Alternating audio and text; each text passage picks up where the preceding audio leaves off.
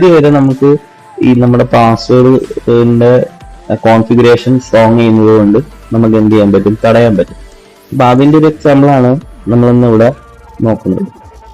അപ്പോ പ്രധാനമായിട്ട് നമ്മൾ ഇതിനകത്ത് പാസ്വേഡിൽ ശ്രദ്ധിക്കുന്നത്, നമ്മൾ നേരത്തെ കഴിഞ്ഞ വീഡിയോയിൽ നമ്മൾ പറഞ്ഞിരുന്നു, ഈ പാസ്വേഡുകൾ നമ്മളൊരു ലെങ്ത് ക്യാരക്ടറുകളുടെ മിനിമം 8 മുകളിലോട്ട് എബോവ് ആയിട്ട് നമ്മൾ ചെയ്യണം എന്ന് പറയുന്നതിന്റെ ഒരു കാരണം, ഈ ലെങ്ത് കൂടുന്തോറും ഈ ഒരു എന്താ പറയുക ബ്രൂട്ട് ഫോഴ്സിങ് എന്ന് വെച്ചിട്ട് കണ്ടുപിടിക്കുന്ന മെത്തേഡിനകത്ത് കുറെ എന്താ പറയുക ഡിഫിക്കൽട്ടി വരും.